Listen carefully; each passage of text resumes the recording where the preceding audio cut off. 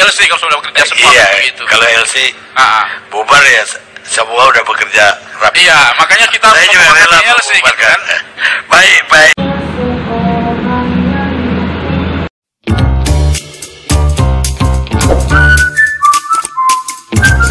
Nah, tergantung domain masing-masing dengan perbedaan-perbedaan dari sisi unsur objektif dan unsur subjektif dalam hukum pidana itu. Artinya ini tugas kepolisian untuk memilah dan memilih dan memverifikasi ini. Kedua juga, apakah terjadi pelanggaran tindak pidana khusus dalam konteks ini, maka perlu juga dilihat domain.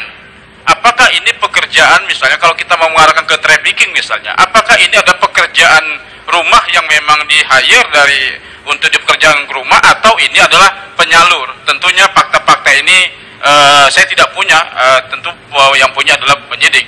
Kemudian untuk KDRT, nah juga akan dilihat apakah KDRT ini dia hanya stay sementara di situ atau dia memang stay selamanya sebagai pembantu misalnya, karena juga perluasan subjek dan objek dari konteks KDRT itu. Jadi ini sebenarnya tidak terlalu susah sebenarnya untuk melihat, tergantung fakta ada atau tidak gitu. Nah, dari aspek hukum pidana itu menurut saya tinggal memverifikasi. Yang kedua yang ingin saya soroti, sebenarnya hukum pidana itu kan sebagai salah satu alat dalam menanggulangi kejahatan. Saya dari tadi menyimak dan mengamati, kayaknya saya ini adalah episode terakhir dalam konteks ini dengan beliau nanti ya. Cuman alhamdulillah saya menyimak dan mengamati, saya sering mendengungkan di mahasiswa saya juga maupun di forum seminar. Sebenarnya kita itu harus membangun suatu desain untuk menanggulangi kejahatan. Ini yang kita lemah sebenarnya dalam konteks kejahatan apapun. Nah, misalnya kejahatan ini sebenarnya terjadi, maksud saya begini, hukum pidana sebagai salah satu alat artinya bukan satu-satunya. Mengapa dia? Karena hukum pidana itu punya dua keterbatasan dalam menanggulangi kejahatan. Pertama, dari sisi faktor korelatif kriminogen, faktor penyebab terjadinya kejahatan. Hukum penyebab terjadinya kejahatan itu tidak berada dalam hukum pidana, domainnya di tengah masyarakat, yaitu di wilayah tenaga kerja, di wilayah perekonomian, di wilayah kemiskinan, kebutahurupan, pengangguran, kedirian rumah yang layak, pendidikan dan lain sebagainya. Ini kalau diserahkan pada polisi, minta ampun jadi polisi, pasti. Artinya bahwa stakeholder tadi juga harus dilihat bahwa ini memang kita tidak bisa menyerahkan penanggulangan kejahatan itu hanya pada hukum pidana semata. Kedua, hukum pidana itu berfungsi setelah kejahatan terjadi. Artinya kejahatan itu lebih baik dicegah daripada terjadi.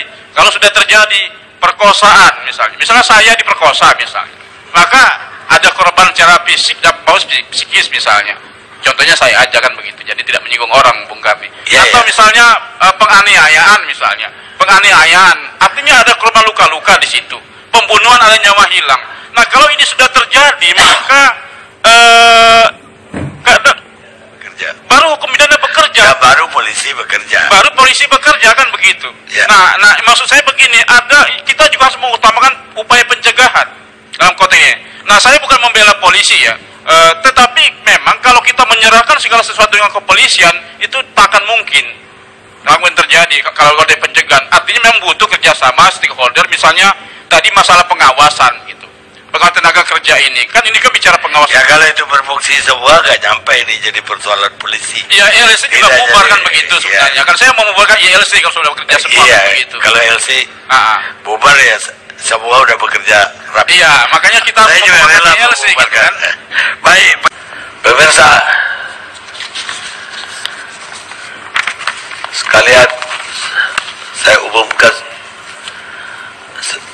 yang sudah saya umumkan tadi di media sosial, bahwa ini adalah edisi akhir tahun dan edisi yang terakhir juga sebelum kami cuti panjang